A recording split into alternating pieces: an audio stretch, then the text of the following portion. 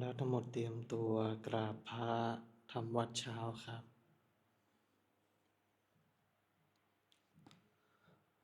ทั้งหมดกราบพระพร้อมกันครับกราบกราบกราบ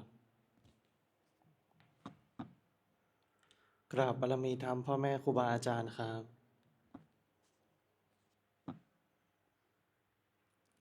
ทั้งหมดกล่าวคำบูชาพระรัตนตรัยพร้อมกันครับอิมินาสักการนะ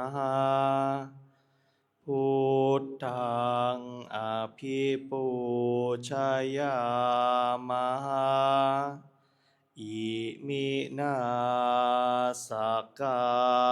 รนะธัมมังอภิปูชยามะอิมินาสักการนะสังฆังอภิปูชยามะอะระหังสัมมาสัมพุทโธภคะวาพุทธังภคะวันตังอภิวาเทมิสวากขาโตภคะวะตาธัมโมธัมมังนามัสสามิสุปฏิปันโนภะคะวะโตสาวกสังโฆสังฆังนะมามิเปิดหนังสือหน้าที่4ครับหันธรรมยังพุทธัสสะภะคะวะโตปุพพาคณมะการังกโรมาเซนะโมตัสสะภะคะวะโตอะระหะโตสัมมาสัมพุทธัสสะนะโมตัสสะภะคะวะโตอะระหะโตสัมมาสัมพุทธัสสะนะโมตัสสะภะคะวะโตอะระหะโตสัมมาสัมพุทธัสสะพุทธังสารนังคัจฉามิธัมมังสารนังคัจฉามิสังฆังสารนังคัจฉามิทุติยมปิพุทธังสารนังคัจฉามิทุติยมปิธัมมังสารนังคัจฉามิทุติยมปิสังฆังสารนังคัจฉามิตาติยมปิพุทธังสารนังคัจฉามิตาติยมปิธัมมังสารนังคัจฉามิตาติยมปิสังฆังสารนังคัจฉามิธรรมที่พระพุทธเจ้าทรงแสดงไว้เพื่อประโยชน์ของสัตว์โลกเป็นธรรมที่เห็นได้ยากยิ่งสำหรับธรรมที่จะกล่าวต่อไปนี้เป็นธรรมที่สามารถกระทำความสงบอันประเสริฐและสามารถประทานซึ่งสมบัติทั้งปวงเป็นเครื่องสงบเหตุร้ายทั้งปวงเป็นเครื่องป้องกันอมนุษย์และยักษ์เป็นเครื่องระงับความตายก่อนกำหนดเวลา เป็นเครื่องขจัดความเศร้าโศกและโรคเป็นเครื่องย้ำยีกำลังของข้าศึกเป็นเครื่องจำเริญชัยชนะแด่พระราชา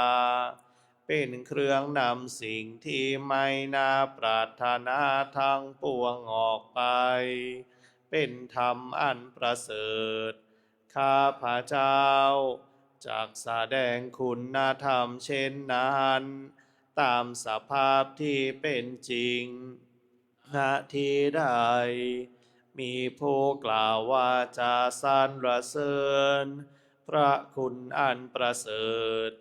ของพระรัตนตรัยด้วยจิตที่เลื่อมใสณที่นั้นความสุขความสบายและความสวัสดีย่อมมีแก่ผู้นั้นตลอดกาลทุกเมื่อเปิดหนังสือไปหน้าที่8ครับหันธรรมยังปฏิจจสมุปาทธรรมเมสุอิทัปปัจจยตาทิธรรมปัทัง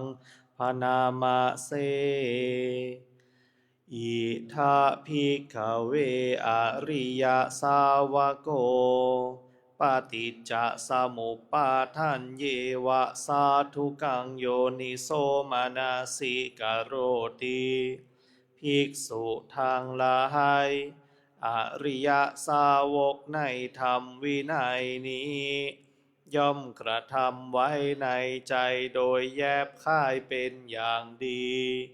ซึ่งปฏิจจสมุปบาทนั้นเทียวดังนี้ว่าอิมัตสมิงสติอิทังโหติเมื่อสิ่งนี้ย่อมมีอิมัตสุปาทาอิทังอุปัชชติเพราะความเกิดขึ้นแห่งสิ่งนี้จึงเกิดขึ้นอิมัตสมิงอสติอิทังนะโหติเมื่อสิ่งนี้ไม่มีสิ่งนี้ย่อมไม่มีอิมัสสะนิโรธาอิทังนิรุชชติเพราะความดับไปแห่งสิ่งนี้จึงดับไปยะทิทังได้แก่สิ่งเหล่านี้คืออวิชชาปัจจยาสังขาราเพราะมีอวิชชาเป็นปัจจัย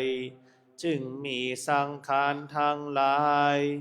สังขาราปัจจยาวิญญาณังเพราะมีสังขารเป็นปัจจัยจึงมีวิญญาณปัจจยานามรูปังเพราะมีวิญญาณเป็นปัจจัยจึงมีนามรูปนามรูปปัจจยาสาลายตานัง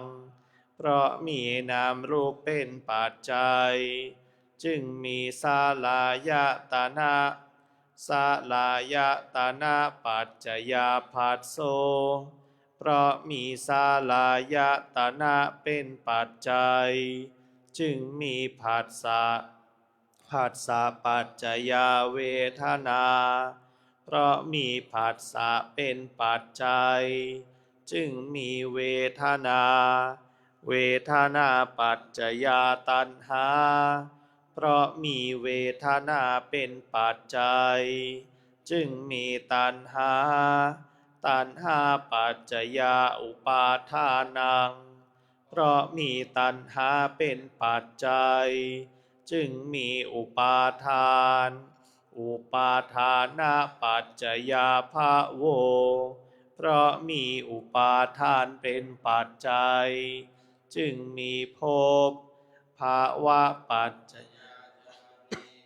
เพราะมีภพเป็นปัจจัยจึงมีชาติปัจจยาชรามรณัง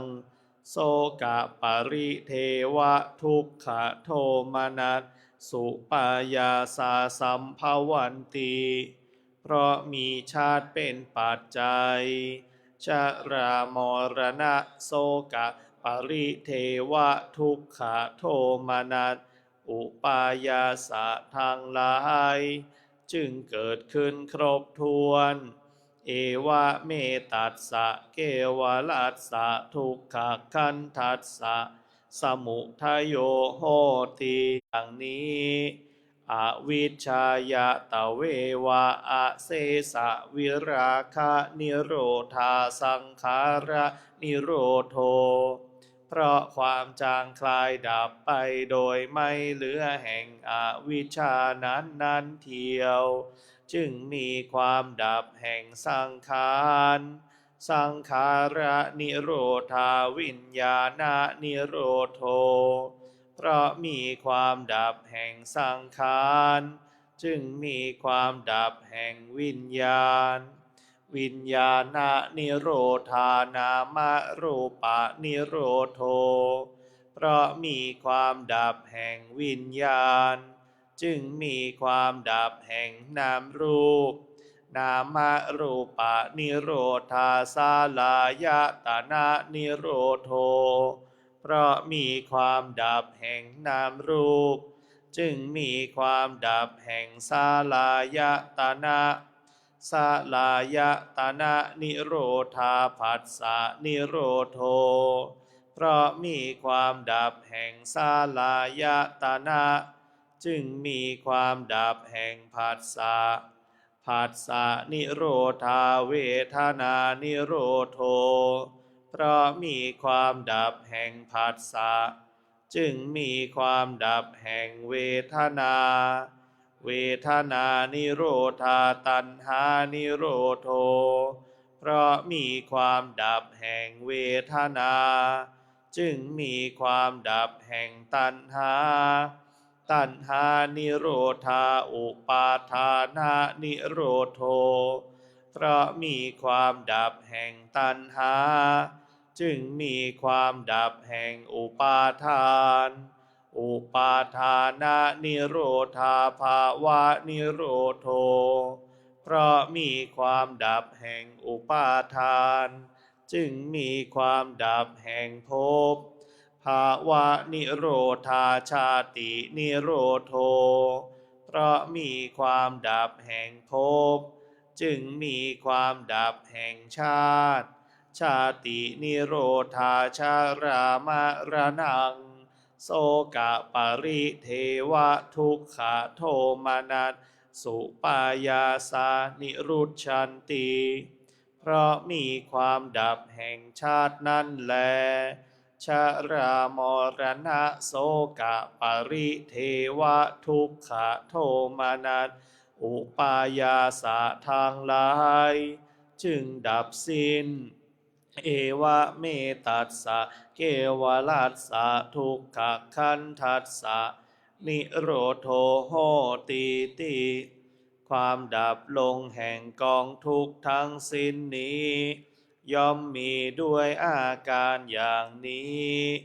ดังนี้